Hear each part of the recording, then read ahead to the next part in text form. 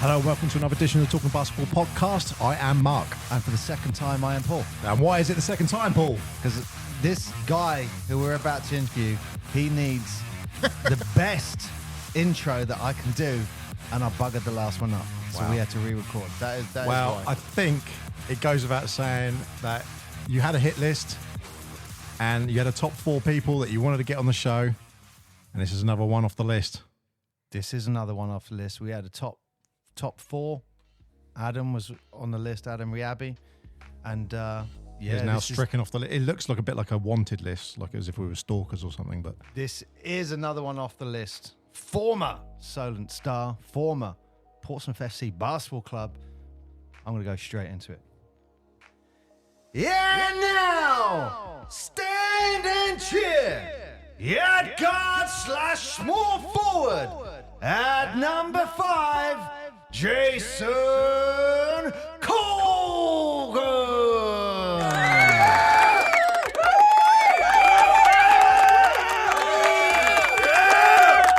That's why we did it again. Jason, welcome. Thank you for having me. I appreciate the invite. Well, for those, there's a lot of people who have been waiting for this one in particular. I've been telling people that, we got Jason coming on. And for those who aren't aware of Jason was part of that Portsmouth FC Basketball Club team that inspired a generation of basketball. I'm going to say it how we would say it. They inspired a generation 100%. who then went into coaching and playing. And without that team with Jason on it, I don't think you have the Portsmouth Force. You don't have the Portsmouth Fury. No. I don't think you have this podcast, if I'm honest with you. No. Don't have smugglers. Don't have anything. And that is why when we're around Jason, I don't know if he picks up on it, but when we're around him, it's just like, he'll be like, hey, fellas, how you doing? And we're like, all right, Jason Colgan. Yeah. But that's no different to how I used to feel at the Mountbatten Centre when Colin Irish rocked up or Alan Cunningham rocked up and we were sat in the bleachers like before the games and we were like, oh, that's Colin Irish from the TV. And you just feel the same. And then after you spent the whole season playing and training with Colin and he'd be driving me around in his big Merc after practice, after a while it's like, oh yeah, Colin's picking me up. And it all just normalises. But I know what you mean. It's the same thing when when the basketball first started at Mountbatten Centre, you'd have someone like Cal Patrick Wells, this massive athlete. Or do you remember Dan Davis? Dan Davis. Yeah. And they're just absolute colossus everywhere. You're like, wow, they're the guys off the TV. Yeah. And there'd be 1,000 people at the Mountbatten Centre at the peak. Yeah. And it just transformed us because we were at that age where you just need heroes, you need role models. And it was all electrified by this Channel 4 music videos, Charles Barkley videos, Michael Jordan videos, Larry Bird videos, and it all just happened at the right time, and I was just right in the right place at the right time. It was a culture of basketball, wasn't it? Dazzling dunks and basketball bloopers. That was a little bit later, but yeah. But you know what we did in the Portsmouth FC Basketball Club episode? I think it was something like, I want to say it was like 1250 was the maximum number of people they got in at Mountbatten Centre. Yeah, and it was with the balcony as well. The balcony as well, and it's like 3 deep at the back. But look, we'll get onto that. So we have got the legend known as Jason Colgan. And yeah, it was great. We met Jason at someone's wedding. Shout out to Matt. How you doing, Matt? And Ignored we me in the car today. we mentioned the podcast then. You know what? It's funny. Every time I see Jason, it's kind of like I always feel a little bit like it's like you're talking. It's like and how it feels how we speak to him is like. Do you remember that time when you played for Portsmouth? Yeah, that was awesome. It's a bit like that. Well, that's how it feels. Because it was an awesome era. The whole thing was an awesome era, and I think because it was also new, and I think it all felt so magical because it was brand spanking new, right? In terms of on the TV, Mountbatten Centre, we never had a basketball team in the city that was big. And so we're all just electrified.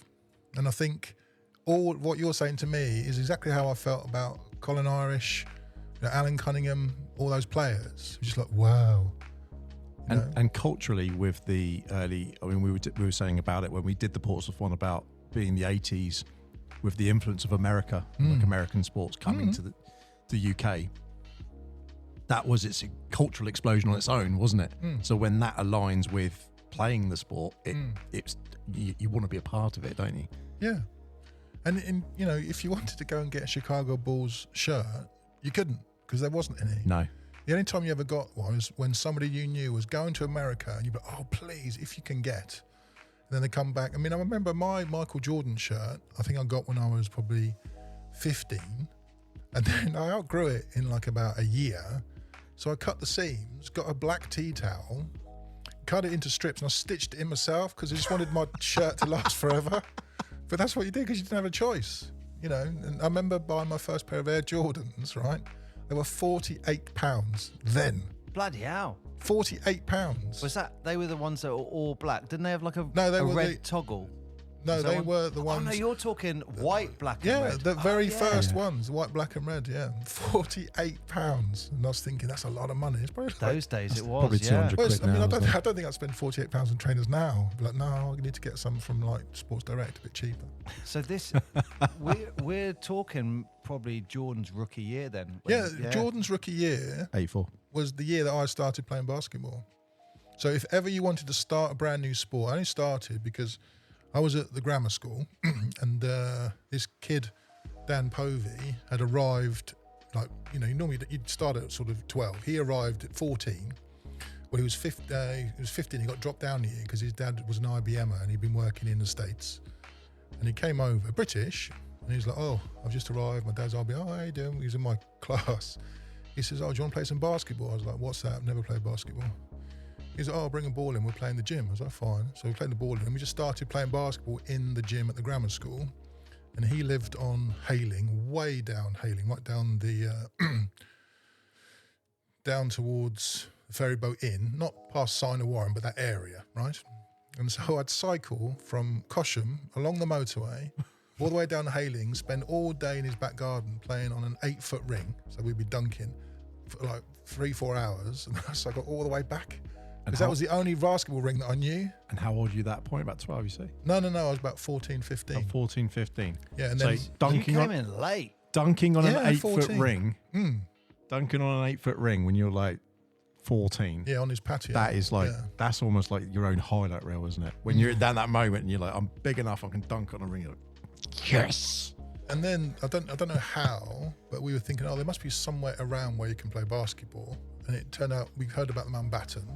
So that's when we went down on a Saturday morning, 10 till 12, walked in and said, hi, can we play basketball? And that's when Mickey was running it.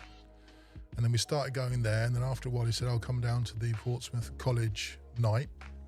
So we started going down there. And then the rest is kind of like history because then Dan dropped off. He wasn't really into it. Also, I think he didn't really want to come away from Hayling when he had a ring outside his house. And then I just kept playing, just kept doing the Saturday mornings. Then Mick wanted me to play for the Smugglers or Pirates. I always get confused whether, looking back, I should know. See, I remember Mick, it was like a whole Portsmouth youth setup. Yeah. Ending with the Portsmouth FC basketball club. And then like the next one down was the Smugglers. The next one down was like the Buccaneers. And then I think the babies were like the Penguins or something like that. Don't follow us, follow Portsmouth Buccaneers. I think, what is it? Oh, yeah, I think that was before. I think that was before I started. A little bumper sticker. Dust that one off on someone's and it was a Buccaneer spinning a basketball. Which is why when they were going to choose the name for the Force, it was like, are you going to bring that sort of thing back? Because there's a whole heritage there. Interesting. God, blimey. So you got to Mountbatten Centre. Yep. And then, so what happens there? What side of the curtain are you on? Well, I think because of my age, I was on the big boys' side. And then I think it was only about 3 or 4 years later that I started coaching the kids on the other side of the curtain because I was helping out Mick. That'd have been us. Yeah, exactly. And that's where I first met sort of, obviously Alex Byrne was running around, tiny. Martin Dowd was a couple of years, I think he was 1 year younger than me. We all came in there. Maccas was there. Jason Bryant, lots of players. But then because of the Mondays at Portsmouth College, that's when we started playing local league. That's when it gets serious, isn't it? When you go Monday. Well, that's because it was basically a men's league, wasn't it? So we'd all be rocking up as sort of 15, 16, 17. Mick Bowen would like bring in a ringer. You'd be playing against the team, and all of a sudden on your team there's like a, Colin rocks up or someone. Colin Irish playing local league. Yeah, and the other team, but this isn't fair. Mick would be like, well, he's registered. It's like, yeah, it's 'cause, you're running the league and you just registered him. And then so we were in at the deep end as the juniors, but obviously it toughened us up because when we started playing National League, Junior National League, and we're going up to places like East London or Hemel Hempstead with some really tough big teams, big athletes, 18, they're just huge players compared to us. At least we've been playing against men. Yeah. I mean, those Monday nights, we talked about it, that whole transition from just going from a Saturday morning to saying you're going to a Monday. Yeah. I was nervous, because he was already going with his brother. And he just went along, and I was like, I don't know if I'm. He said, no, just come along, you enjoy it. When I was like, I'm not sure if I'm going to enjoy this actually, because this has gone up a level. Oh yeah. And then that's when I realised actually how much I love the physicality of being and became more of a defensive player because I actually enjoyed that part of it. Oh yeah. So exposed where I fit it into a team. Because you sort of think, am I a shooter here? Because if I'm not a shooter, no one's going to pass me the ball. Yeah. And you found that out quite quickly in that little bit. And I think when I first started, I looked up to the men's team, which was not the Portsmouth, because that hadn't started yet. So there were players like Keith Ginn, Alan Hamilton, who were like maybe 2-3 years older than you, than I was. But at that age, that's an eternity, right? Just they're the men. And so you wanted to be like them. They were your heroes. And then when the Portsmouth Football Club, when they bought Telford Turbos and then brought the whole franchise to Portsmouth, they had the remnants of the Telford Turbos team for the remainder of that season. And then at the end of that season, that's when they brought in the first fully professional team. That's when they brought in Colin Irish, Alan Cunningham, taking on a serious challenge for the title. And then that's when it got big really quick. And that's when it was the year of Larry Dassey, Joel Moore, Joe White, Eddie Fontaine. Big Joe White, Eddie Fontaine, Andrew Bailey, Trevor Anderson, those sorts of players. And then the year, I think they won it that year in terms of 86, 87. And then I signed 87, 88 just out of the blue. So I as far as I was concerned, I was captain of the junior team. And then it was a summer, I just finished my A-levels, so I was happy as Larry, free as a bird. And then Mick said to me, I've got something to tell you. I was like, what? And he said, the Portsmouth basketball team, they want you to sign for them. I was like, really? I was like, why is that? He said, because John Deacon, the chairman of the football club, he wants someone from Portsmouth to play on the team. He says, and it's you, because you're the best player we've got. Your captain of juniors is going to be you. I was like, okay. That was the first I'd heard of it. Oh, wow. And it wasn't because, I was the best option for them, because obviously me arriving meant someone like Andrew Bailey, who was an excellent guard, went because they only wanted 10 players. That's it. So John Deacon would basically say, right, I want 10 players and someone from, a kid from Portsmouth on the team. That's what's happening. Wow. So that was it. And so someone for the city to rally around. Well, yeah, some of our exactly. Just to have a connection. Yeah. Well, it worked because that's what we felt when we were exactly. Hang on. Yeah. Yeah. And so he was on a Saturday. And now he's exactly. playing them. Yeah. And you know what? As and kids, you see the trajectory, don't you? As kids, we saw you, and in the back of our minds, we were like, well, if he can do it, we can do it. Exactly. And that's exactly what it's supposed to do. Everyone said. Yeah. So how did you make that transition? Because that's to go from you've never played before, from 14, 15, 4 years later, you're at that National League standard. And well, no, I wasn't at National League standard, right? I was really fit because I've been doing lots of sport. I've been running up and down playing basketball with Mick, so it was mainly used my right hand. Yeah, I hadn't practiced my left much at all, but I could just run and jump and jump and run and jump. That was it. And so I remember getting to pre-season, and we did pre-season down at HMS Nelson. And I walked in, of course, I knew the players because they'd seen us play the junior games, hadn't they? And they were like, "Oh, how you doing?" I was like, "Yeah, good." That has got to be the coolest moment ever. You walk in and you got England players. It was the whole England team. it was every single player on that team was either an England player or an American Pac-10 All-Star or an ex-Harlem Globetrotter. And then there was me. So in terms of a learning curve, it's like, oh boy, I'm on it. And it was, Dan Lloyd's like, well, we'll just do what you can. And I was thinking, right, all I can do is just give everything 100%, run and jump and rebound and just don't stop. And that was it. So my whole work ethic was I've got to be just on it the whole time, can't stop, can't give up, just keep running and just practice.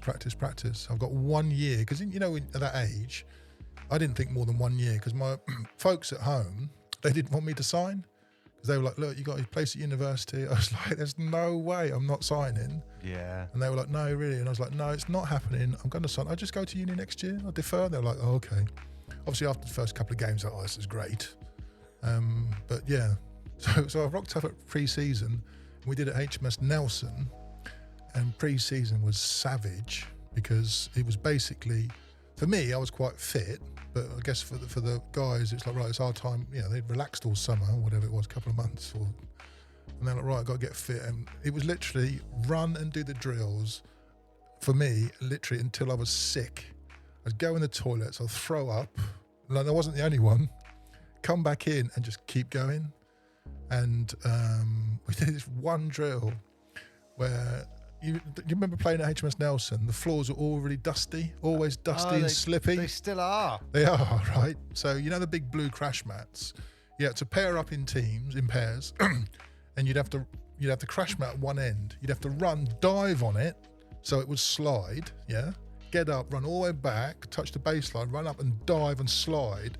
So literally, you had to slide the crash mat the whole way to the other end of the sports hall, then all the way back as a race. And there was a forfeit if you lost, like, whatever, 50 suicides or something. So it's just so tiring. 50 suicides? They'd make you do that? Yeah, well, it's like we've got to get fit for the, if we're not doing it, someone else is going to do it. Jeez.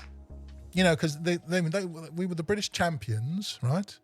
And it had been a close run thing because you were always neck and neck with Kingston, always. And it was like, no, this is what it takes. And it's like, okay. And I remember, first time I got dunked on, I think probably Steve Nelson. Steve Nelson was so happy because now he wasn't the rookie. Because I think he got a lot more rookie stuff on him than I ever did. And he was like, you're the rookie. And I think he dunked on me. Something he's like, welcome to the first division. And I think he'd waited his whole life to be able to say that to someone because obviously he was the rookie the year before. And I was like, right, okay, here we go. And they were just doing the drills. Just don't stop. And it was like 2-3 hours a day.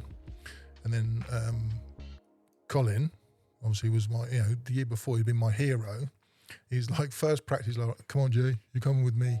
Jump in the car. We go and do weights. Then he'd take me to, I just remember where it was. I think, was it City Gym, which used to be opposite the fountain in Commercial Road. There used to be a gym on the corner.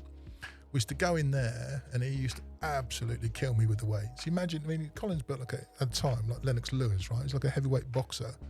And I'm there, and he's like, right, come on, Joe, do some bicep curls. And he just ruined me in terms of training. And then we go then to the Holiday Inn, because we had memberships there. We sit in the jacuzzi and relax. Then go home, and I'd eat this massive bowl of pasta, potato, and peas with brown sauce, just trying to pile in calories. Because I have to wake up the next day and do it all over again. I think we did that for 2 weeks. And then we went pre-season tour of France, which I've got a list of the teams we played. We played like the French champions of various areas. Then we came back and then the season started. What were the crowds like in France? Great. Yeah? Yeah, great. Yeah, nice big crowds. And the other thing was, we're all these lovely coaches, going around staying in lovely hotels. I remember once we were the guests of honour at some place, some city going in. There's a massive meal on first, meeting the Lord Mayor, and then all this sort of thing. I think to me, I just come from Cosham. So this is great. You're throwing it home. I made the right decision. Yeah, Mum. exactly. Yeah, about that deferring uni day. Yeah. That was the call. It. We might defer it one more year. Yeah.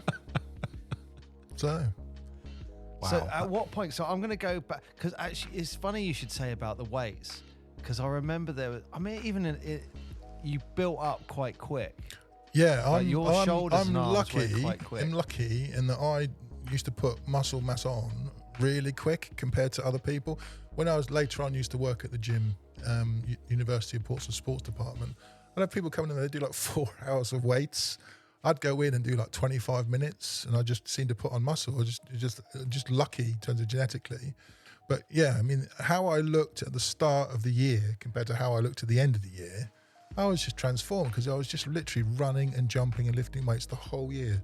2 hours a day running up and down the court, plus let's say an hour doing weights or skipping or doing lunge walks, dribbling around the basketball, dribbling around the court through my legs, just trying to get my left hand half decent, because I'm playing with the England team every day and we're British champions and you can't look crap, just get on with it. So how much of like a training session, like a training day, how much of it would have been, I want to say scrimmaging, and how much of it would have been running drills, and then obviously, like you said, you're doing weights? Well, we do always do our standard warm-up drill, the same one that you do before a game. Yeah. Then you might do 11-man drill for like 20 minutes. Then you go over your plays, work on the flex offense, wing to wing, backdoor cut, down pick, wing to wing, backdoor cut, down pick. Just keep going through the options. And then we had about 4 or 5 set plays for last second shot, game delay. Do you remember the Georgetown play where on the free throw line, you'd have 2 players either side, just above the free throw line, and the guard would dribble to one side, and the guy at the back on one side would pop out to the point, pass it, and then he'd backfill. You just keep doing that, because you couldn't defend against it. There's nothing you could do to defend against it, and that would run out like 10, 12 seconds, and then we'd go, we'd do that play into something else. So that play would then, the guys on the foul line either side on the elbow would slide down, join up, and make this massive pick on whoever was low post. You imagine you're trying to defend, let's say, Carl Tatum, and like Colin Irish and Mike Spade come down and set a double pick on you. You're not getting around that, are you? No. So then they just flash the wing and we get the last shot. So we'd spend, let's say, 20 minutes going through the plays. Then it would be defensive drills, on and on, then shooting drills. And we just do, and obviously, Dan Lloyd at the time was the England coach. All the team were the England team. So I think a lot of the plays there were the England plays anyway, because when they used to play for England, they'd bring in like 4 or 5 other players max, but that was the core of it. And then we'd scrimmage at the end, 5 on 5. And then the last thing, before you go, we do this drill where we'd do your normal sort of layup drill, but you'd be shooting jump shots from the elbow or the wing. And then Dan Lloyd would say, right, 10 in a row. So in sequence, you've all got to hit the shot. So if we get to like 9 and I'm number 10 and I miss, right? It's like, Jason, come on, Jason. And we'd all have to go all around again. So it got to the point they'd be like, Jason, you go first. So at least I'd get my shot, and then someone else would miss. So sometimes, plus you're all tired, and you'd be doing press ups and your triceps are killing you. But you could, you'd be pulling up thinking, oh, please go in, because everyone's knackered. I'm going to get, they're going to beat me up probably in the changing room. And it was like that every single day, just so much work, so much effort. Everything had to be exact, on the money. Don't mess up. Just play and play and play. And I think that's where I kind of got the idea, right, if you're going to have a training session, this is what a training session is supposed to be like. And then I think later on when I was sort of coaching, I had my own team, that was the standard that I kind of had. It's like an 11-man drill. If you're the guy on the foul line extended on the side, on the wing, you're the outlet pass, you would never run away from the guard. You'd always go straight towards the guard and make it a short pass. So if I was running an 11-man drill and the person on the outlet pass was drifting up the court, like making the pass going to the halfway line. Yeah, it's like, you go back, you go. And so everything was exact. And just, that was it. There was no Second best was not good enough. You just got to run and do the drills, do it exactly. So when Paul said earlier about obviously making that transition, what was do you think was the biggest step up that you had in the game? Trying to use my left, right? Because because I'd got by just running around people with my right hand. Yeah, so my left was pretty crap. And I was like, right, I've just got to practice with my left hand over and over. I mean, I've been practicing right for 4 years, sort of thing, and shooting. I do remember one time in a training session, I got brain freeze because Dan Lloyd was just shouting at me so much. I was getting so much. I actually pulled up and tried to shoot left-handed. I actually forgot what hand I shot with. That's how much my brain was cooked. Did it go in? No. Funnily enough. So the biggest transition was using my left and then just practicing and just learning how to play your defense properly and learning the plays. Because there was only 10 of us. So when we're running the drills, learning the plays, it's 5 on 5. So if I'm on the offensive team and I don't know the offensive set play, well, then I'm cocking up the play, aren't I? And no one's going to be happy about that. And if on the defensive team and I don't know what's going on, I get caught behind a pick and the other 5 score, because it's always, every time you do training, it's always like, right, first to 5 baskets, losers get a forfeit, like 10 press-ups or suicide. So, if I'm defending and I don't read what's going to happen and I get stuck on a pick I should know about and my team loses, well, all my team's doing suicides, so I'm getting it then. So I had to toughen up really quick, get thick skin, and I was like, all I can do is just give it everything, run as much as I can, jump as much as I can, learn my drills. I showed you, I brought in my piece of this envelope, which I'm showing you now. It's like a brown just envelope. a normal of a court. A5 envelope. So this is on the side of the court you were doing this? No, this is like after. I'd go home and literally on the basketball court, I'd have coins, 5 1p's for offense, 5 2p's for defense, and I'd literally move the coins on that piece of paper, going through the plays in my head over and over again. I'd run the flex play on that piece of paper till I knew flex. Georgetown, I'd do it. There was 2 other plays I can't remember, like Illinois. Those names of the plays, and I just go over it and over it. So the next day, we're gonna have to get these plays for the Fury, Mark. What do you have a favourite play? Did you have a favourite play at that time? Well, in terms of the offense, I just thought flex was brilliant because flex, anyone can score at any point, and you just keep rotating round. It's just a continuous cyclic play, and every single pass, there's an option to shoot. There's an option to dish it on the guy down in the low post, opening up because he's on a pick. Or you got the guy coming in from the wing off the baseline pick, right under the basket. And it just cycles, and it's such a great offense. Wow. There's a quote that is supposedly from you, and the way you're talking, I think it sounds about right. And I have no fact to back this up, but there was a quote going around that you said training with the Portsmouth FC basketball club was so hard that when it came to a game, it was a lot easier. Well, in reality, the only time I ever got court time is if we're up like 20, 25, 30, right? So, and bearing in mind, every single training session, I'm playing with the England team. My team is the England team with a Globetrotter and 2 Americans, right? And they're the best team in Great Britain, not England, they're British champions. So I'm running up and down with 9 other guys who are the best in the business. And so in terms of effort, in terms of trying to improve, in terms of, what other arena are you going to have that's going to improve your game if you buy into it? If you're like, I'm doing this and I'm not stopping.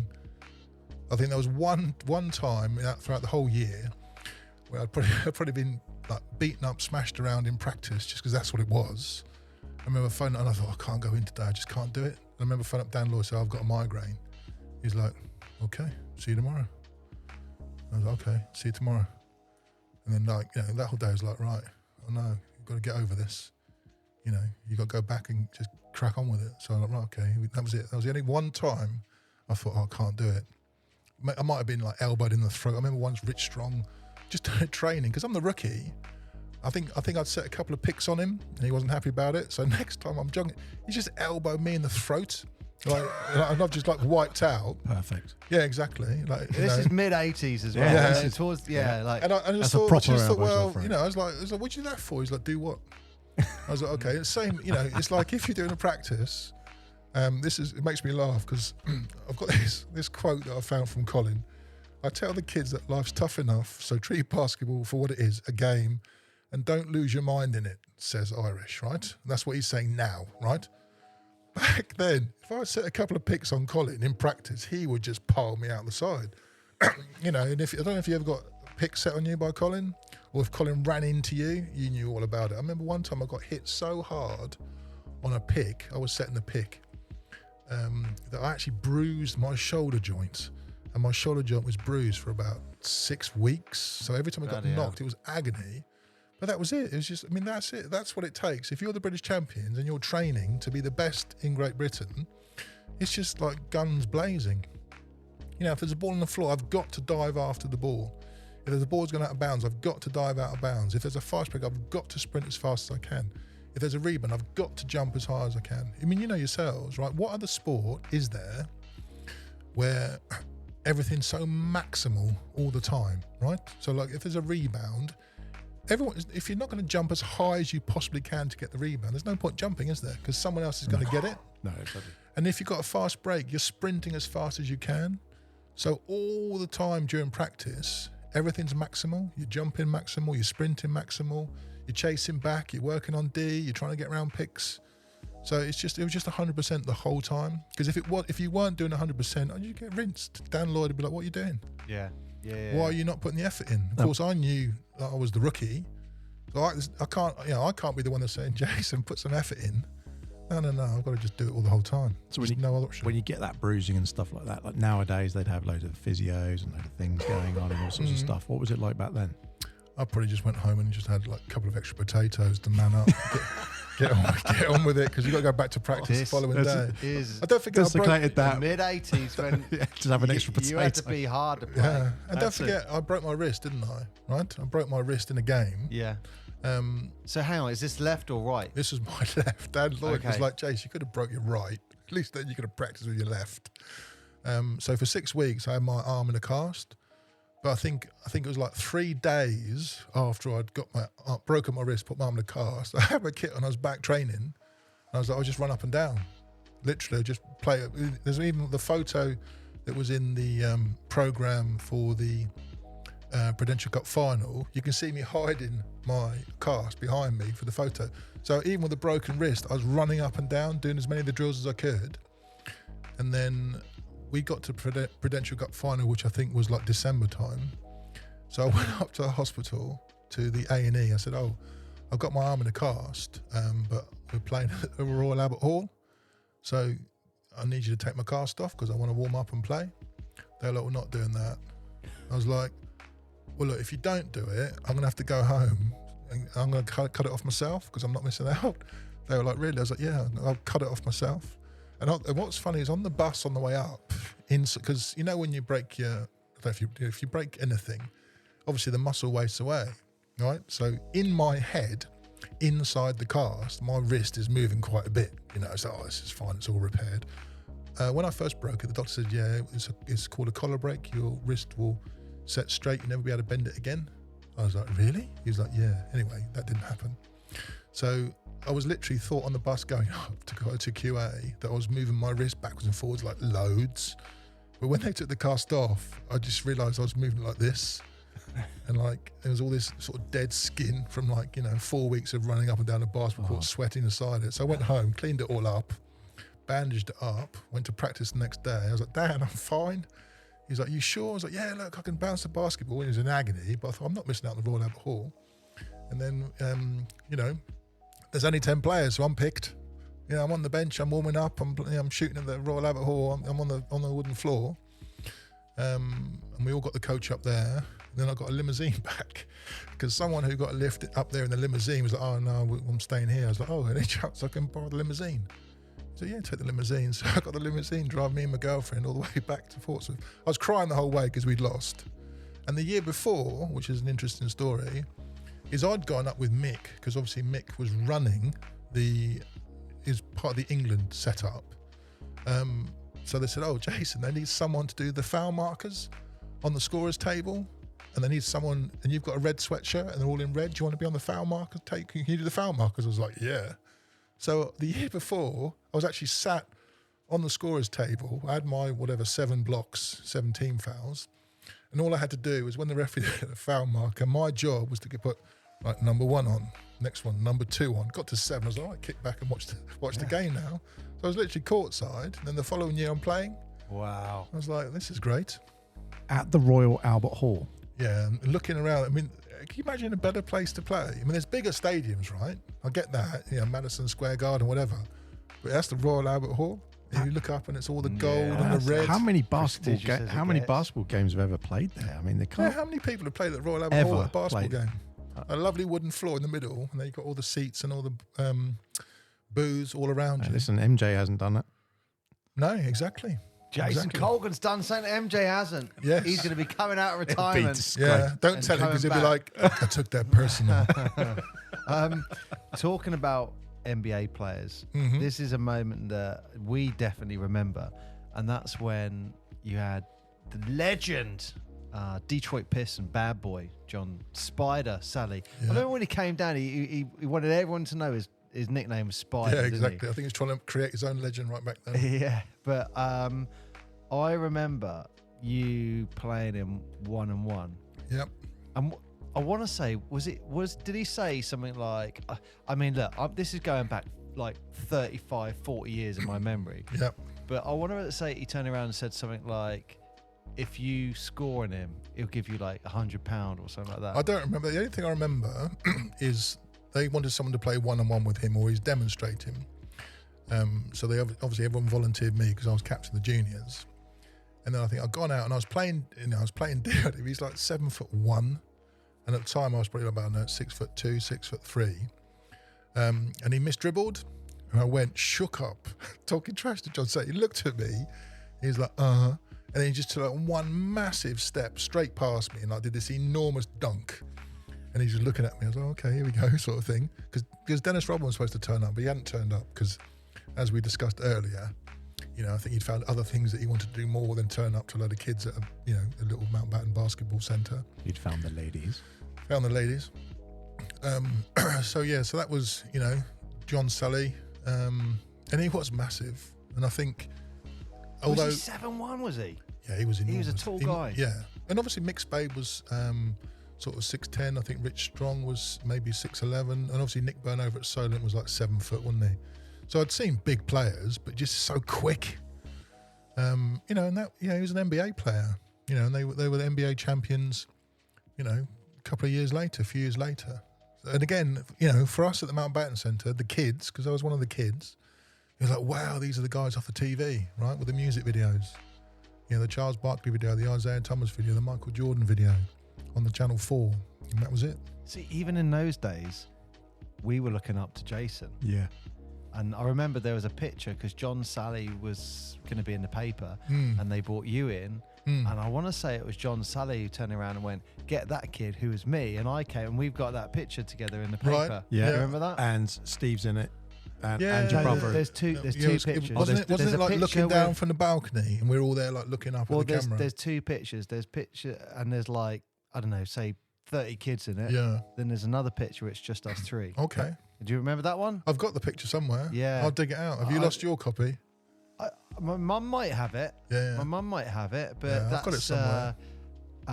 We need to get that up. Get out on the bloody wall. What are you saying? Me get up? Why would I have a picture of you? Well, I have pictures of you from youth. No, hang on. I'm going to say something to make you laugh now as well. Is about Mike Spade. So, and look, this is what our generation think of that team. I saw Mike Spade in a gym, and I kind of got in a jacuzzi, and it was just me and this other guy, and I looked over, and it was Mike Spade, and I was like, holy crap, that's Mike Spade. Now, after a while, I realised I'm staring at this guy in the jacuzzi, and he's kind of like straightforward. Yeah. And I'm still looking, going, that's definitely Mike Spade. Yeah. Mike Spade's like nicest guy. I never said anything. I thought, there's no way I'm going to say something. I thought, Mike not Spade's after nice- staring at nice him for and 2 chilled. minutes, like, that's No. Mike Spade. Like, is it? Yeah. Anyway. Yeah. I mean, that guy, if he ever bumps into you again, he'll be like, didn't I see you in a jacuzzi one? No, it wasn't me. Absolutely not.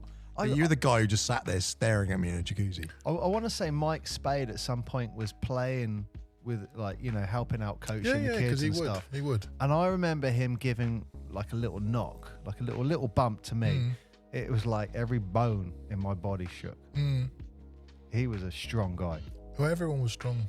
Everybody. Because if you weren't strong, how are you going to D somebody up? How are you going to get a rebound? Yeah. You know, and we'd all do weights.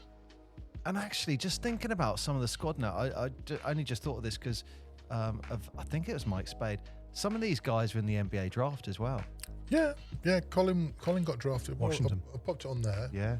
I'll show you the picture. That's the team there, right? And like Rick.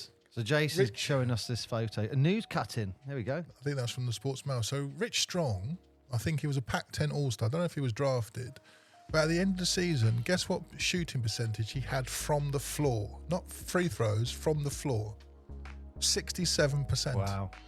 He was the highest because he would just shoot these lovely little hook shots, baseline jumpers. He just had it down. He was the highest scoring, highest percentage shooter in the league. So, I think the players that we always looked up to as kids, obviously Jason, see Alan Cunningham there, you know, former Harlem Globetrotter. Because you remember the reason why, because when we had the warm-ups, right, Alan would come out and do his Globetrotter thing when he running around, swoop the scoop and high-five all the kids, just entertainment. Yeah.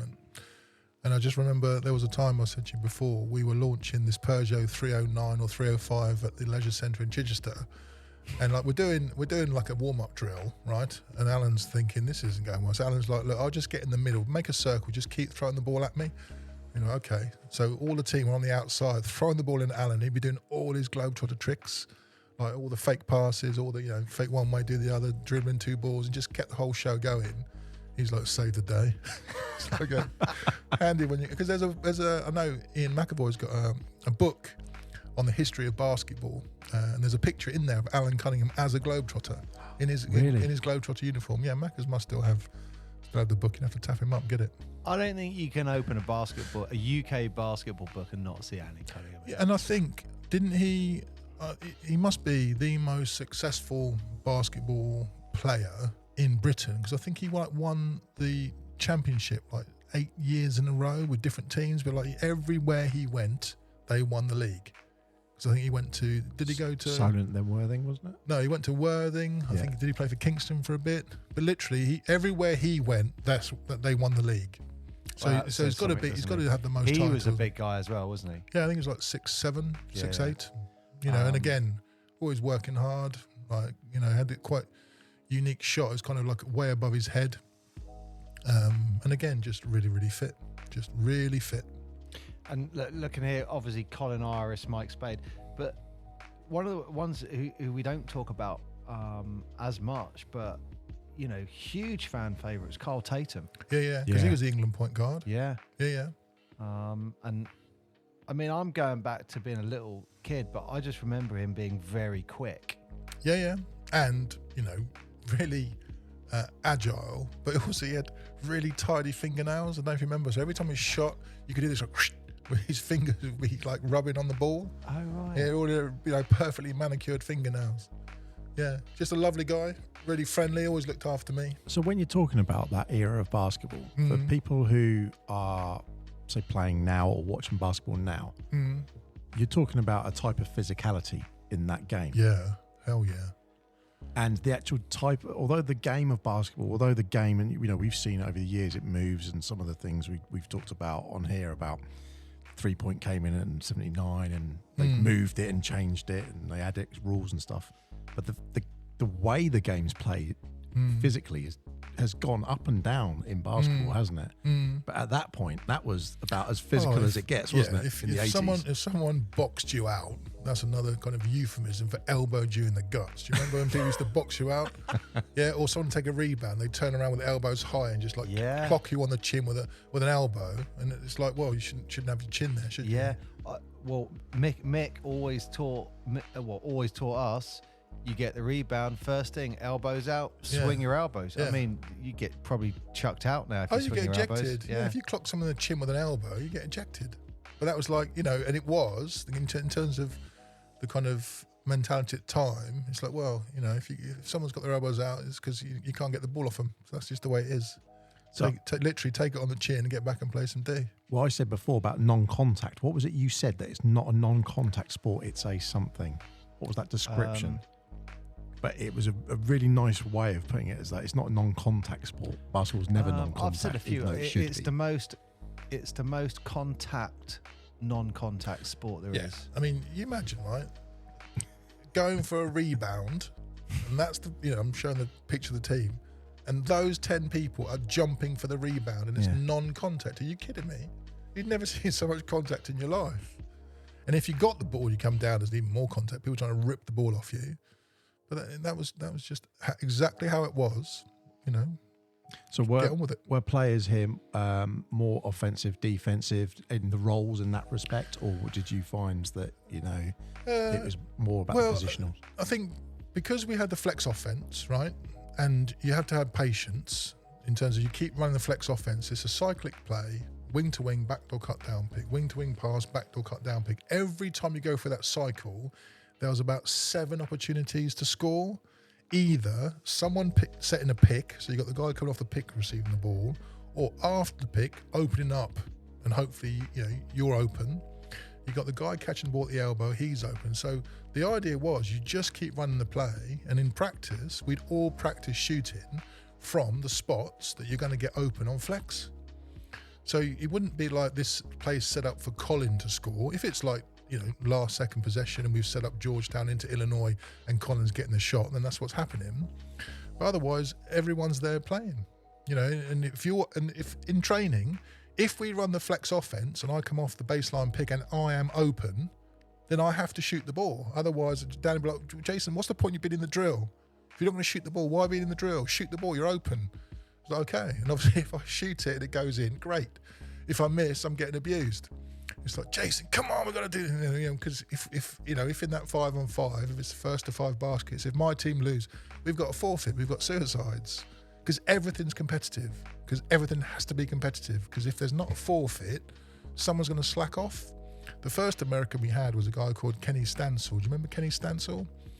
He was a big, 6'10" American player. And cut a long story short, he wasn't, let's just say, he wasn't energized. He'd be quite happy just chilling, doing nothing. And he lasted about a week. And then I think they had another American came in. And he stepped off the train at Portsmouth Southsea Station and lost his footing and broke his ankle. Oh. So he went back. And then I think Rich Strong rocked up. And Rich Strong was a great player. Really tidy, really clean, just ultra efficient. Would just shoot his little hook shots. Baseline jumpers, just didn't miss. Like I said, 67%. I mean, that's ridiculous. That's as good as it gets, isn't it? But also in terms of the game, like fast break. I mean, Roy Lewis, lefty, England player again. There's no way you're going to stop Roy Lewis doing a left-handed layup because he's just ultra good at doing his stuff. Me, if I get a fast break, I've got to tear down and try and score a layup. They're not going to give me the open shot in a game. I remember when we did like a pre-season game against, I can't remember what team. I think it was the first game I actually played in terms of a game, and Dan Lloyd put me on. The first time I came off a pick, I was open, so I pulled up and shot a bank shot and went in. And Dan was like, okay. He's like, I'm pleased you pulled up and shot the shot. I was like, well, I knew if I didn't, I'd get told off. So, if you're open, shoot the ball. Because otherwise, what's the point of being on the team? And if you have a mentality of everyone, work the offense and go through all the options, whoever is open, shoot the ball. Then everyone crash the boards. To take us through that moment, then you've been on the team, you've been training, basket. You go out and you're like, Jace, on you get, and they give the ball in, and then. But I think because you just drill. So you're in that flow already. Well, it's like that's what you have to do. You come off the pick, because in practice you'd run the flex, right? If you come off the baseline pick and you come round and you're on the wing and you're open, you get the ball and you're wide open. Turn around, set yourself up, and shoot. Are you getting goosebumps when that goes in? Like, that's my first shot. I thought probably thank goodness that went in. Yeah, probably went through my head. Actually, lots of people say that it's more of a relief, isn't it? Yeah, it's got in. Yeah, you're off the mark. And I remember when I started warming up at the Royal Albert Hall, right? You know, people sort of walk on before the drill started. It's like, right, first shot. And I think I like a big clang, get it, and maybe get a bit closer. You know, you sort of warm up and you sort of make your way back out. And then obviously when the music starts and the actual warm-up starts, we had the introduction coming through, and everyone's pumped. It's Royal Albert Hall. You know, and if you've got an adrenaline rush, you can just sort of jump 2 inches higher than normal sort of thing. You're just flying in, trying to dunk it, do whatever. Because I knew the chances are I'm never going to get on the court. You know, who are they going to take off to put me on? Like, Colin, off you come. I'm going to give the last second shot to Jace. It's not going to happen, is it? So, you know, I'm on a hide into nothing. Train. If I get on court, I just run and do layups. I remember I got a dunk. I don't know if you remember I got a dunk at the Mountbatten Centre National League game. Yeah, I do actually remember. Yeah. That was the end. I want to say it was the end where everyone comes in, wasn't it? Yeah. So I was that. actually I was sat with my mum because she was like used to look after the door. Yeah. And she let me sit by her for that game. Yeah. And that's when you did the dunk. That's how I remember. I can clearly, I can visualize that. Yeah. And other times I think I got a couple of fast break layups, or I might hit a jump shot just literally in the flow of the offense. But because all you do in practice is do the drills. If you run the drill and someone's open, you shoot the ball. And if it happens to be you, great. If it's someone else is shooting, you're all crashing the boards. It just becomes automated. Everyone needs to know what they're doing. Everyone box out. Everyone crash the boards. If there's a fast break, fill the lanes. We do that.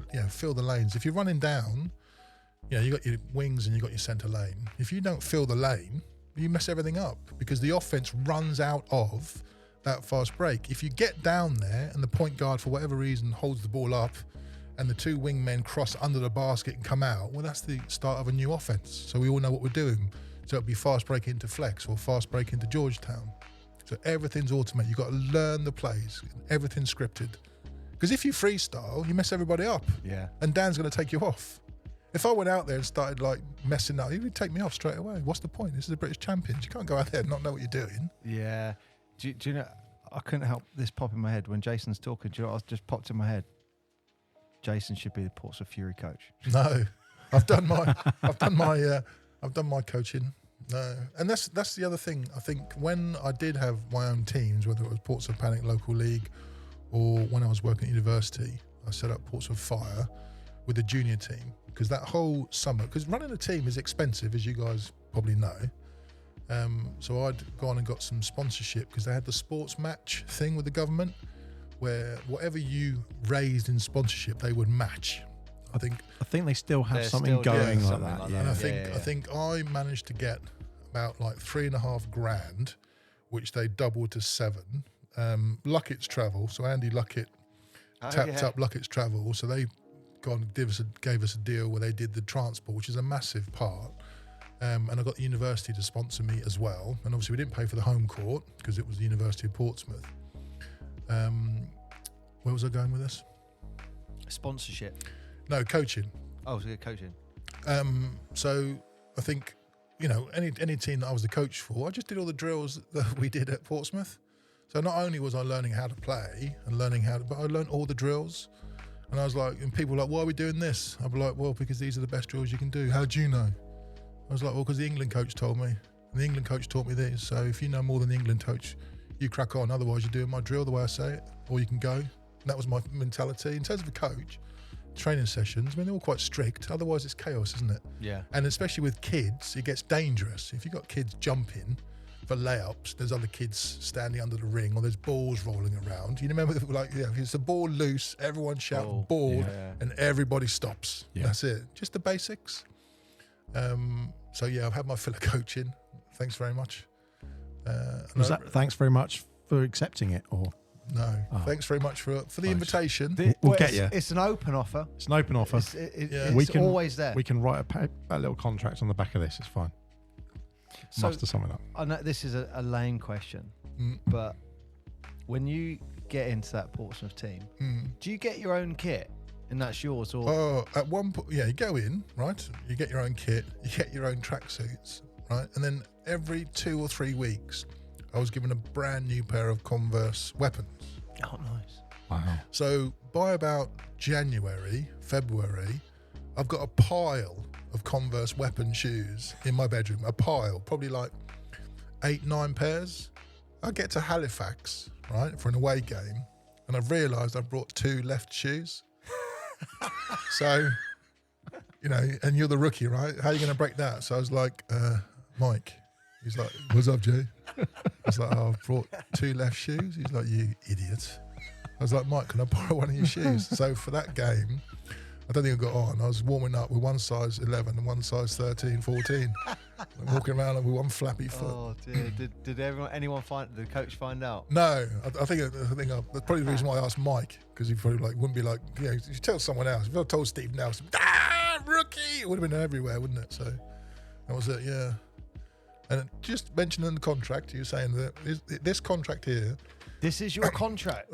Well, this is the first version, because after Mick said to me, the Pompey team, they want someone to play. He says, you've got to turn up to Fratton Park, meet the chairman and talk through your contract. I was like, okay. So I've gone into Fratton Park, I'm like, I'm here to see John Deacon, the chairman. They're like, yeah, he's up in the chairman's office. So I've gone up there, I've knocked on the door. He's like, come in. He had a time slot, obviously. He's like, Jason, come in, nice to meet you. He says, I'm John Deacon, I'm the chairman. He says, I'm, signing you now. He says, so, right, what's your name? Where'd you live? So he's written, literally, that's his handwriting. He says, right, so, we're going to pay you like £75 a week. I'm like, that's brilliant, Mr. Deacon, really appreciate that. And if we win, and we won a lot of games last year, I'll give you an extra £25. I was like, that's very kind. Thank you very much. And if we win a major championship, I'm going to give you £400 bonus. If you come second, you get 200. I was like, thanks very much, Mr. Deacon. And if you win the league or cup or whatever, same thing again. Major competitions in the league. I was like, fine. He said, let me just write that down. He says, so Jason, how do you feel about that contract? I was like, that sounds great. Thanks very much. He says, right, sign there. So I signed it. That's his signature there. John Deacon, there's his signature. That's it. And then obviously I got a typed up one. But literally that was in probably August.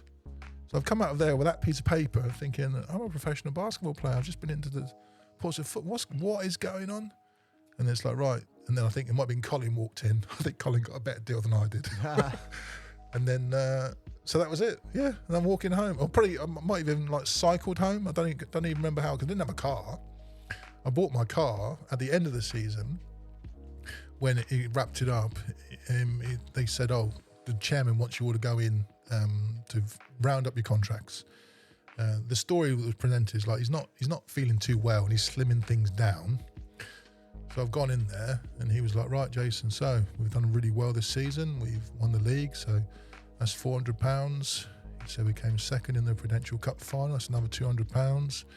He says you've got, he said, Jason, is it 7 or 8 weeks? I don't know. He said, look, bear in mind I'm 18, right? He said, if I just write you a cheque for £1,300, you can go and cash it. How's that? I was like, that sounds very nice, Mr. Deacon. So I literally, he signed the cheque, I went and cashed it and went and bought my first car. Oh, nice. I got sort of the paper out, looked for a Volkswagen Beetle, saw one just over the hill, went over and bought my car and insured it. So that was the end of my season. That was great. I loved it. Wow. We got to ask. Do you remember the registration on that Beetle? Well, yes, because I got there and the registration was JCG 463 out. I was like, this is my car. That was it. And I spent the whole summer racing. Macca's had his Sirocco. Do you remember Macca's Sirocco? GTI? I'd have to see it. Yeah. I'd have to see it. He's the car nerd. Jason Bryant had a red Ford Cortina, which was, brilliant red. And we just spent the whole summer just driving around to Southsea, just enjoying ourselves. Kids with cars. It was great fun. So what is that? So when you went in to see John Deacon, is that he's basically gone, that's it. This is all done. Yeah, he that's said 89. Yeah. And was he was he no, winding up? he said, I'm paying everyone off now. I'm winding up the club. That's it.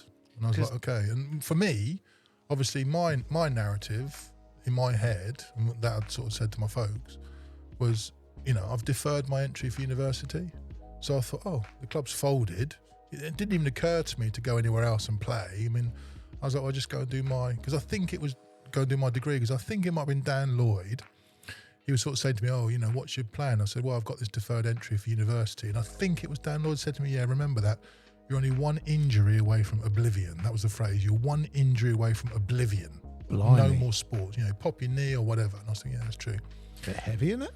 No, but it's true, isn't it? Yeah. You go from that guy came off the train, broke his leg. Bam, like done. Oblivion. That's a word, though, isn't it? Yeah. So I thought, right. So I went to Birmingham, and basically I was supposed to do chemical engineering. I only said chemical engineering because when at the grammar school, it's like, right, you're all applying for university. Where you going? And it didn't even occur to me to go to university. And the guy sat next to me, my friend Chris, I was like, Chris, where are you going? He's like, I'm going to Birmingham to do chemical engineering. I was like, what's that? He's like, you work on oil rigs and make loads of money. I was like, okay. He's like, Colgan. I was like, I'm going to Birmingham to do chemical engineering. So, okay. So that's what I applied to do because I hadn't even thought about it. I got to Birmingham. I lasted till the Christmas, just larging up, partying. I had the worst attendance on my course. Came back. I dropped out because I wasn't enjoying it. Who wants to work on an oil rig? Not me. So then I switched to do psychology at Portsmouth, which is then when I got to study there, got the job at Portsmouth, the sports desk as a sports assistant, setting up the badminton. Then James, who was the manager, he took a year sabbatical, so I got seconded in to be the manager for a year. So I was in charge of all the sports. And at the same time, I ended up playing for British Polytechnics team, and we were British student champions. And obviously I was mega fit. And so when we were playing at Portsmouth the year I played, the England under-19 team came down. And Dan Law said, England under-19s are training here today. He says, I said, you can join in. And I was like, oh, great. So I joined in, and I played, obviously I was playing really well. And there one guy coming down the lane did this massive dunk, and obviously I went up and I blocked it completely, sent him straight back down the key. He sort of looked at me, and I was like, well, because at that time, I was quite up for myself. I was like, well, this is my home. This is the Mountbatten Centre. This is the only territory I've got. And at the end, the coach said, look, I said, didn't even know about you. He said, if I'd have known about you, I'd have picked you for the England team. I said, don't worry, coach, I'm playing with the British champions anyway. I'll get by. And he was like, yeah, fair enough. And that was it. Wow. Yeah. So that was it. But I just got to go back. Sorry, I've knocked my drink over. I got to go back and ask the question. I know there's lots of talk that Deacon wound it up because the football guys, players weren't fond. I've got no idea. Of the basketball. Or you guys, weren't some people making more money than the football side or something like that? I don't think so.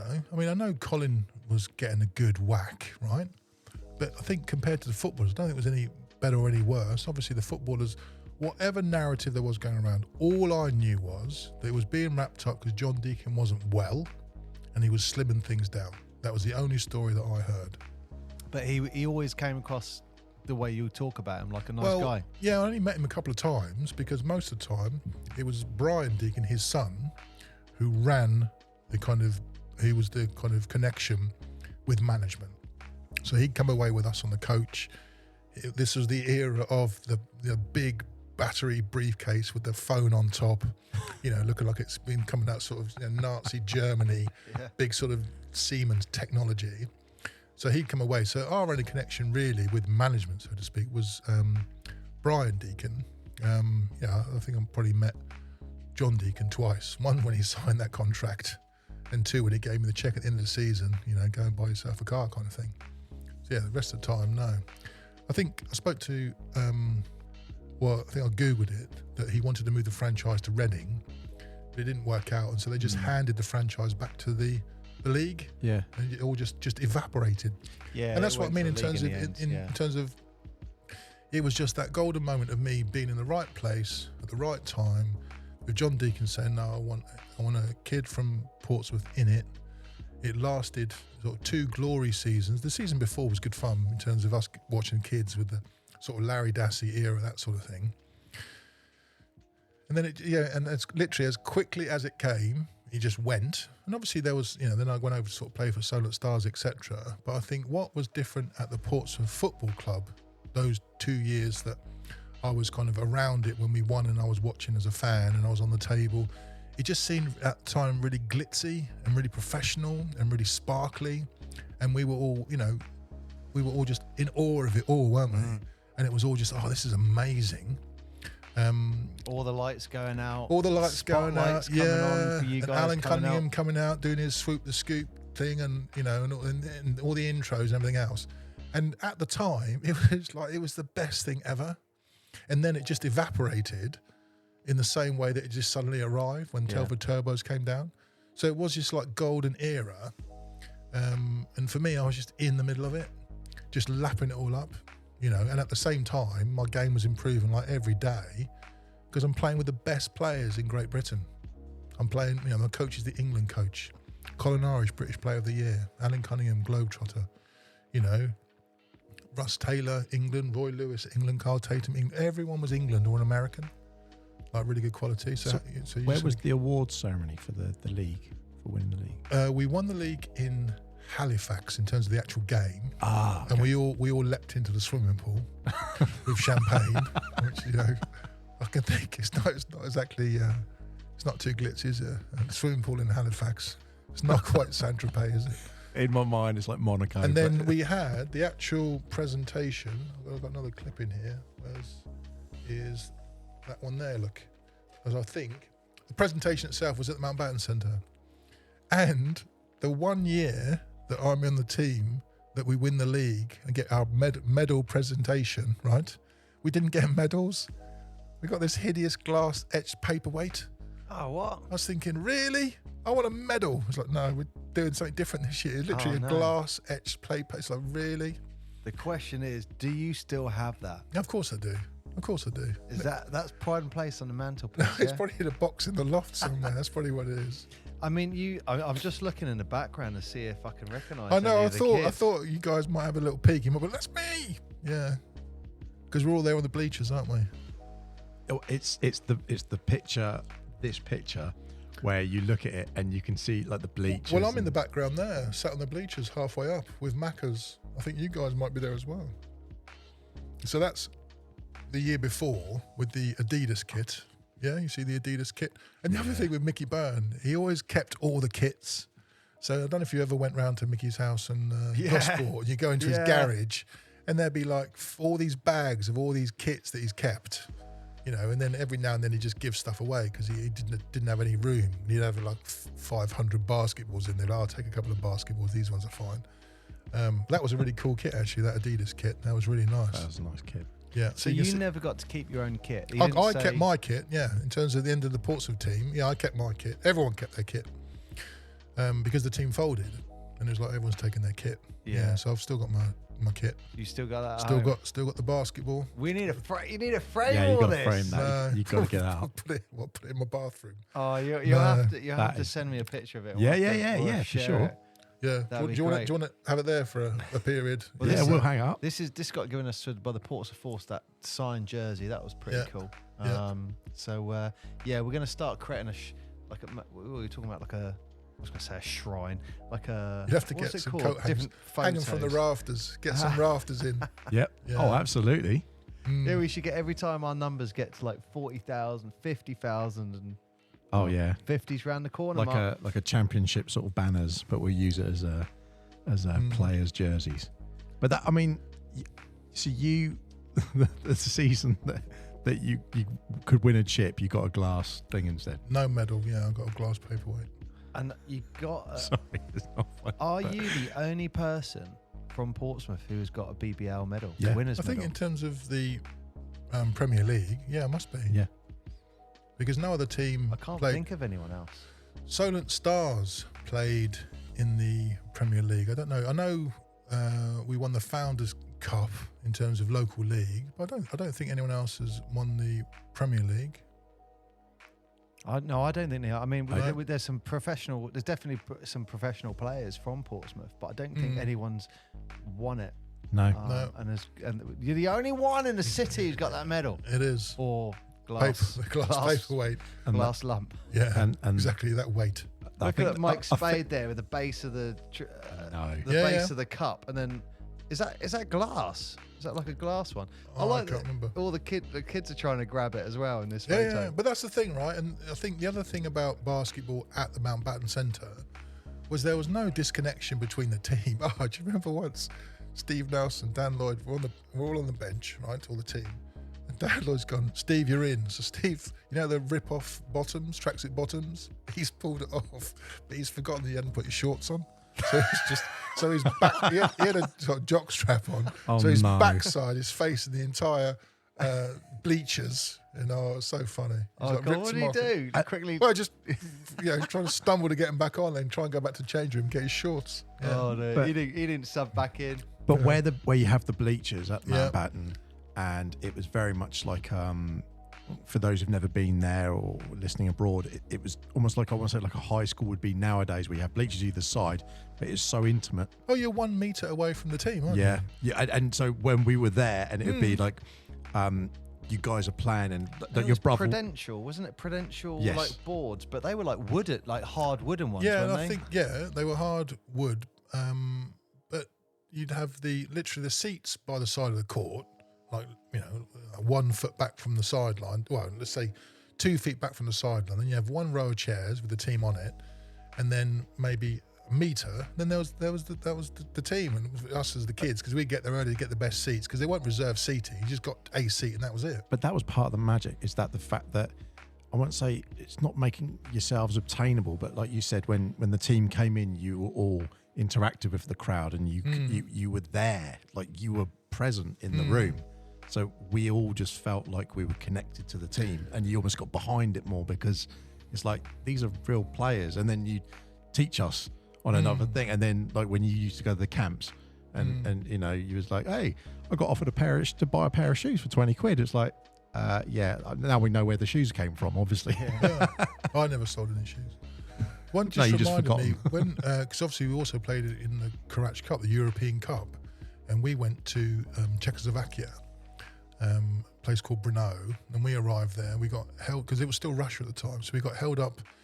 We flew to Vienna. We got held up at the Czech border for no reason whatsoever, and then we got to Brno, so this Russian city, and we were all walking across the town square to go into this like classic Russian hotel, and there were like old ladies who obviously, I don't know, they'd just seen us all colourful walking past. They're literally dropping their shopping with shock.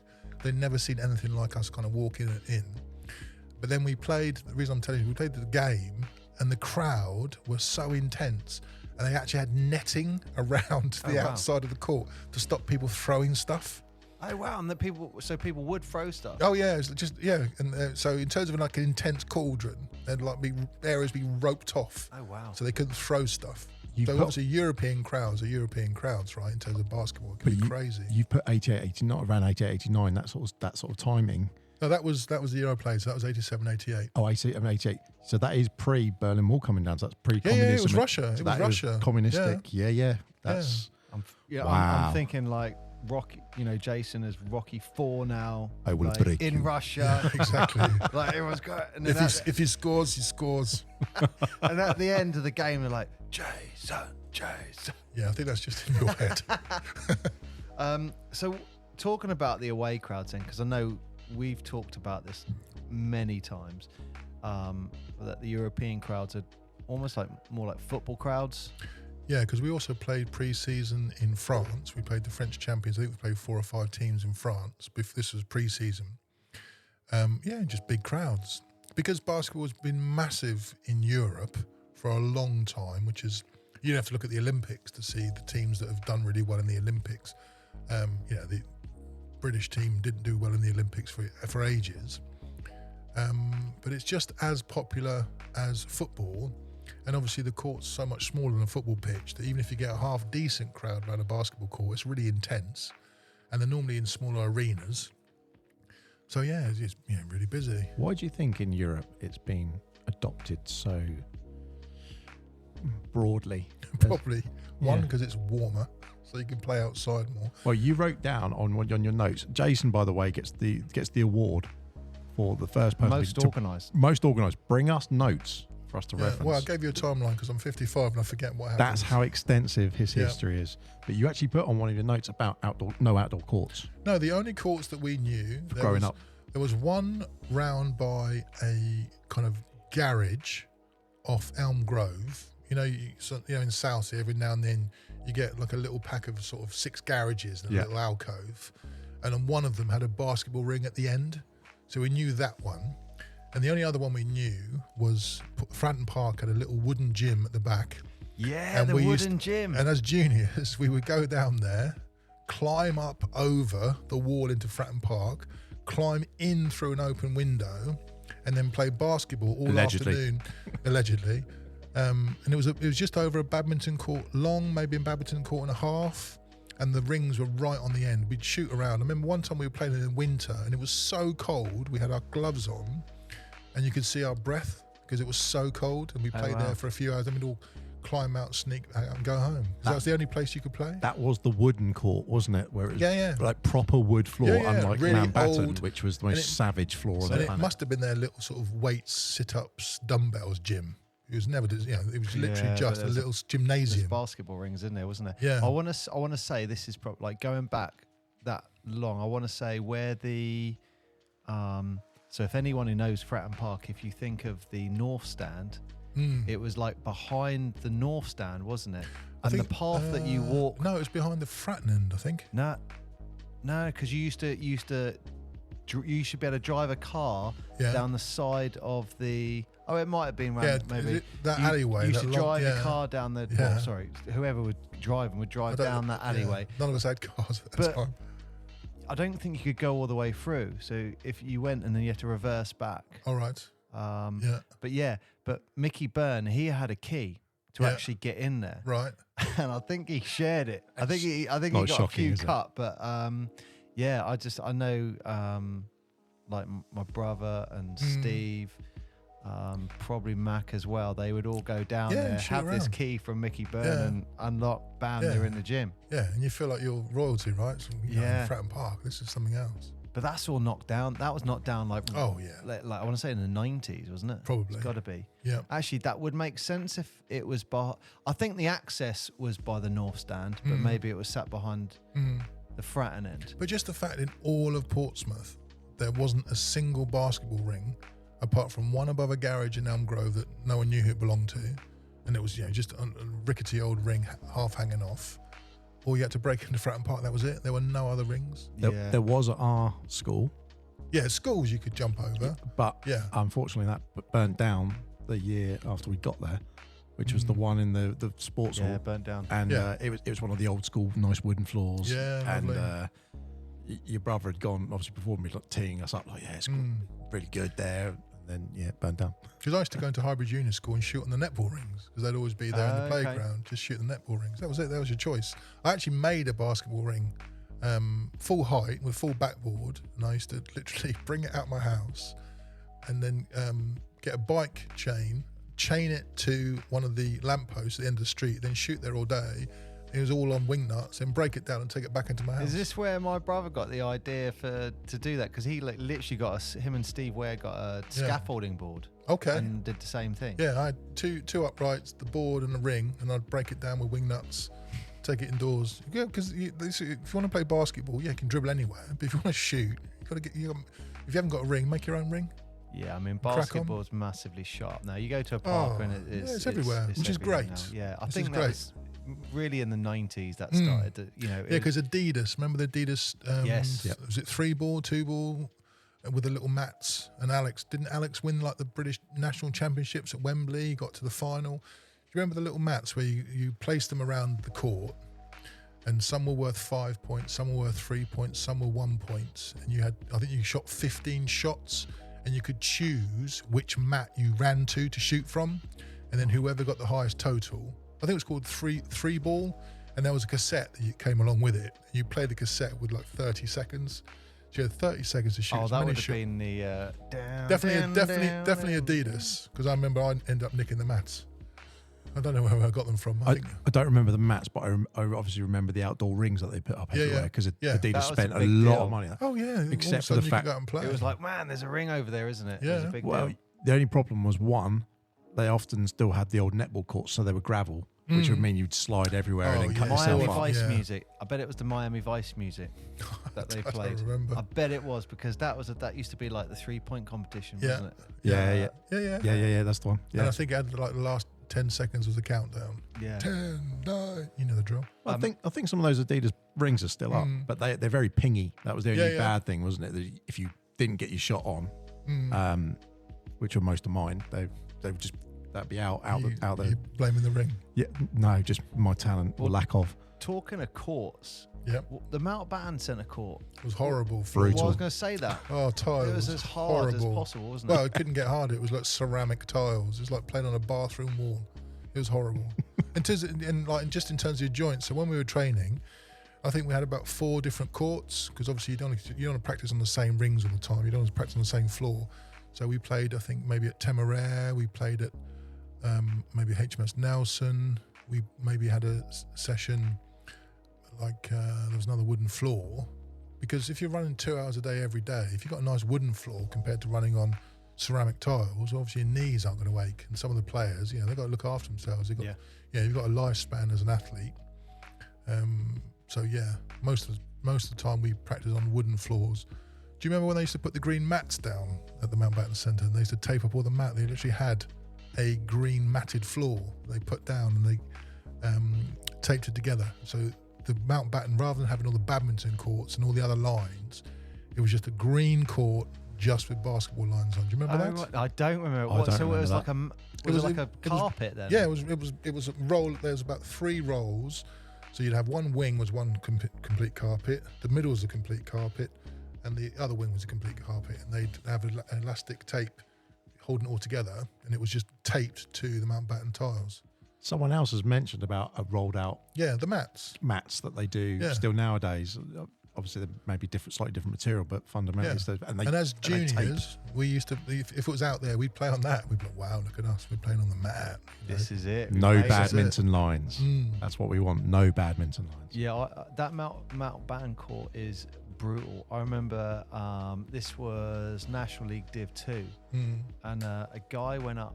A Portsmouth player had it right in front of the Portsmouth bench, and Portsmouth player faked a 3. This defender jumped. This guy jumped high, and our guy, it was Owen. It was one of the Teasdale brothers. I think it might have been Owen. Faked and then drove around him. And as he drove around him, this guy was still flying in the air, trying to block him, and he caught Owen's shoulder. And he came down. As he came down, he had his hands out in front of him to stop himself. But it was really weird. As he kind of hit that court, he landed, and then his face right on the court, and he was literally in front of the bench. And he moved his hand away, and his front 2 teeth fell out. It was like, oh my God, like just blood everywhere, front 2 teeth. When I landed on that court, and that's when I broke my wrist. Oh, That was the court that you broke Yeah, that on? was the court I broke my wrist. There's just no giving it. No at all. Yeah. That was it. And I looked down, my wrist is like looking, thinking, that shouldn't be like that shape. That was it. 6 weeks of running around. And I think at that time also, I think I might have been under cast on. I think Sam Stiller, do you remember Sam Stiller, the player Sam Stiller? He rocked up for training, and I think that they were considering whether to bring him in. So we had 10 players, and luckily they didn't, because otherwise that would have been me done. 11 players, I'm not on the bench.